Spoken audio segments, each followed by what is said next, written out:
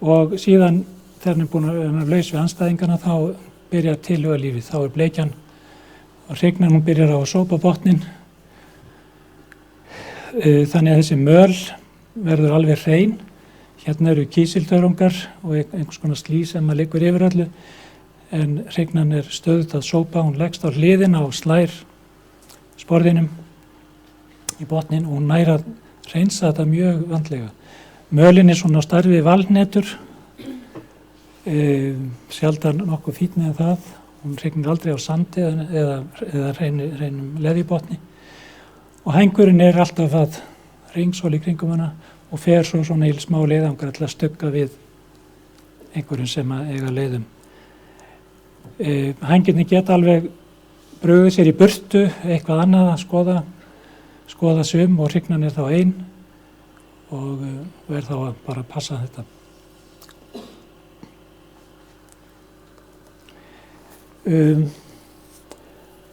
Svo ég veit ekki, ég sá þær aldrei hrygna, en hérna er hrygnan sem sagt á yfir riðholunni, þetta er hérna mun hún hrygna ef hún er ekki búin að því, og hængurinn er þarna að gera hósur sínar rauðar.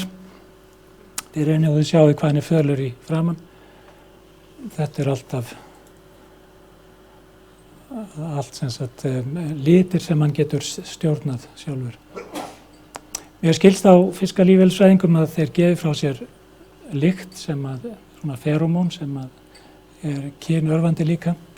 Þannig að hængurinn hann hringsólar og síðan þegar hann er mjög æstur þá riðar hann allur, hann titrar og þá skilst mér að hann gefi frá sér líka hormón sem að virki örvandi á hrygnuna.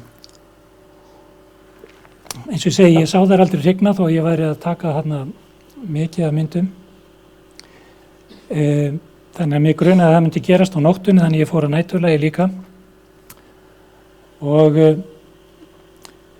ég sá það ekki hrygna, þeir fældust reyndar ljósið sem var á myndavélinni, en þetta voru sömu fiskarnir sem voru á sömu stöðunum yfir nóttina. Þetta þekkja þá á þessum blettamunstri, sumir eru með ör eftir þessi slagsmál og allt það.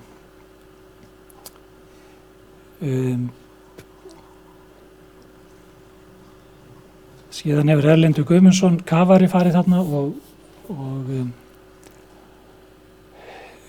tekið myndir á þessum slóðum og hann hefur séð hrygningu og tekið myndir af hrygningu hábjartan daginn. Þannig að það er ekki víst að það hrygni einu sinni á nóttunni. Svona líta tímasetningarnar út. Þetta er nóvember hér og það er ekkert að gerast, það er engir riðablettir komnir þarna í október.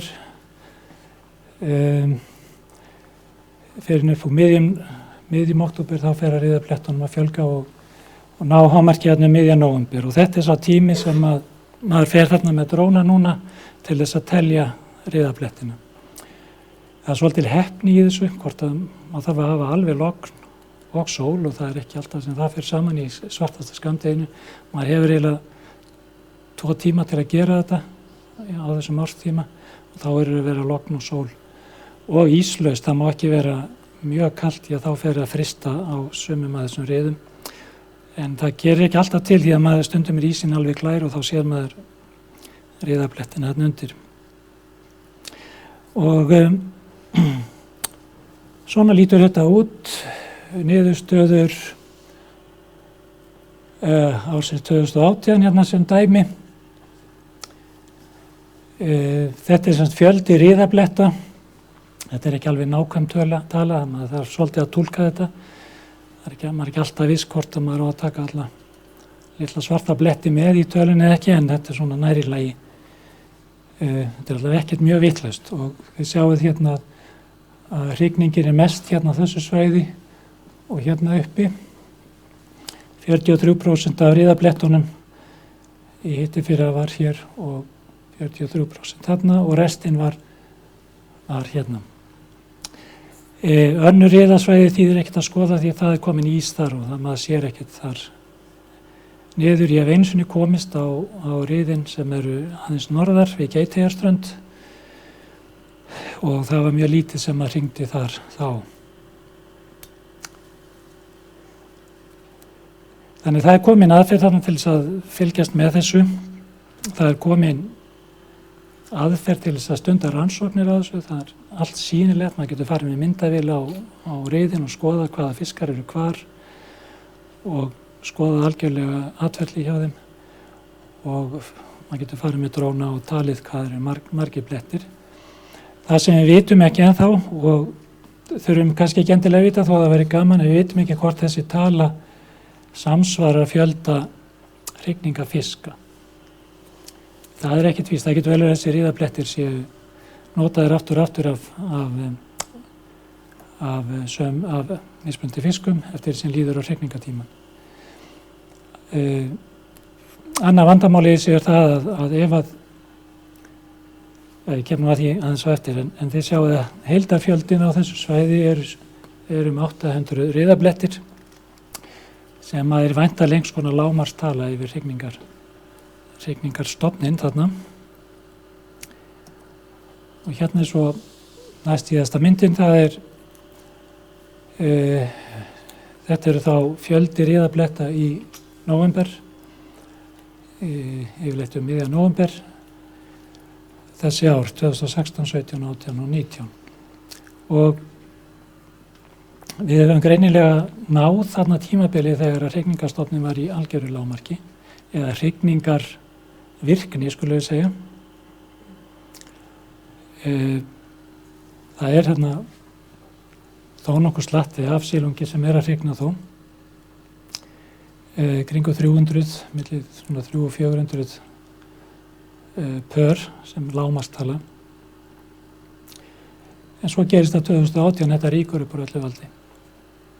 Og við erum næstu því með sömu tölu núna í síðastliðið haust.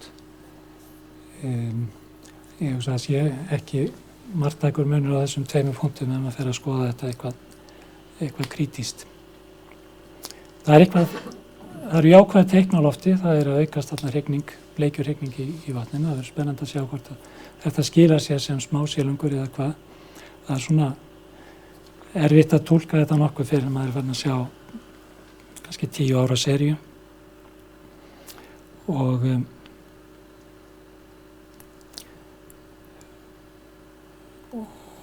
hérna svo er alls konar óvissa í þessu svona rétt í lokin. Við erum með þetta er nú 2 hangir hérna en það sér náttúrulega pörin vera að gera þetta sama, ringsólandi á einhverjum riðablettum. En það eru einhvers konar geldfiskar líka í kerfinu. Einhverjir fullvaxnir fiskar, sennilega hrygnur, sem að eru ekki að taka þátt í þessum leik. Þið sjáu þær eru ekki í riðabúningi eins og hinir. Það eru samt ekki í þessum sumabúningi sem að er silfurlitaður, heldur einhvers konar svona brúnleitir.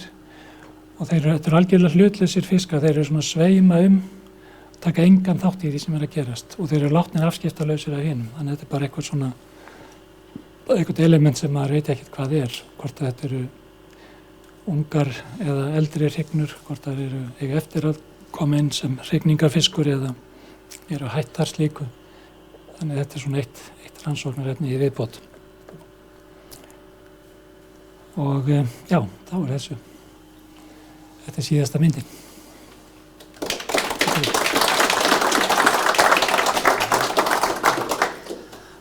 Takk Árni fyrir mjög áhugavert erindi og frábærar myndir sem þú sýndir okkur. Við erum nú runnin út á tíma en ef það er eitthvað sem hefur alveg brennandi fyrir að spyrja eitthvað hérna. Má gefa merki. Kristinn Haukur, augnablik.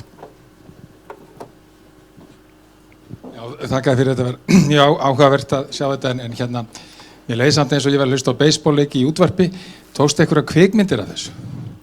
Ég tók fullt af kvikmyndum. Það er mjög góð vídeóvél á þessari fjarstýrðu maskínu og ég þorði ekki að sýna þær hér. Maður verður eiginlega að sjá þá á sjónvarpsskjá. Það er eiginlega að gera sig ekki á svona tjaldi. Sumt af því á YouTube á netinu. En það er mikið myndefni til af þessum. Við fáum kannski að setja tengil á þessar YouTube þessar YouTube-myndir á okkar á erindinu. Já. Hver var hérna? Ólafur. Takk fyrir Árni og erindi. Sástu einhvaða dvergvöxnum hængum í riðabúningi? Nei, ég var nú mikið að leita eftir því vegna þess að það er annar stofnableikju þarna, svo kallar krús sem er miklu minni og miklu dekkri. Ég sá þær aldrei. Neinstaðan þarna nálægt, ég var pínlítið að skima eftir þeim nóttina líka, sá þær ekki og þannig að þær virðast halda sig einhverstaðar annar staðar þó það séu samt aðalega á þessu svæði, inn á þessum köldu lindasvæðum, þá þær ekki þarna innan þennan hrygningafisk og ég var undir það búin að ef ég sæi hrygningu að þeir kæmu kannski inn í þetta eins og með þekki og Þingvallavatni þar sem að fylgst með svona bleikjuhrygningu. Það voru dvergvaxnar bleikjur sem koma og frjóvgar hrogninum leið og hringtir. Stelast í. Já, síðasta spurningin.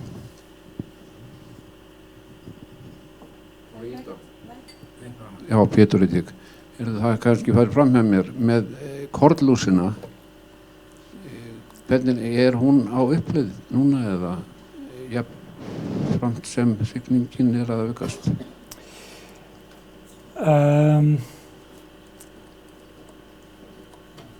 Það er átan hefur verið á uppleið.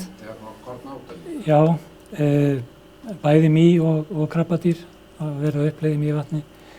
Reynslan undanfarin árið svo að það stendur mjög stutt, það kemur 1-2 ár með góðri átu og svo hverfur hún aftur. Við eigum eftir að sjá alveg hvernig þetta þróast og ég það er erfitt að túlka þetta eins og ég segi fyrir maður aðeins komið með lengri seri. Við fylgjumst með átunni, við fylgjumst með árgöngunum í bleikjunni, við fylgjumst með því hvað hún er að éta og núna fylgjumst við með riðunum líka. Þannig að við erum svona smám saman að púsla saman þessari sögu. Heyrðu, þá held ég að við erum að segja þetta gott í dag. Ég hvet ykkur til að fylgjast með vefnum okkar, dagskrár Hrafnaþings er þar, en bara þökkum kærlega fyrir Árni. Takk. Takk sem við. Næsti fundur verður hún eftir mánuð eða? Ég finn bara ekki að það aðeins óljós núna. Já,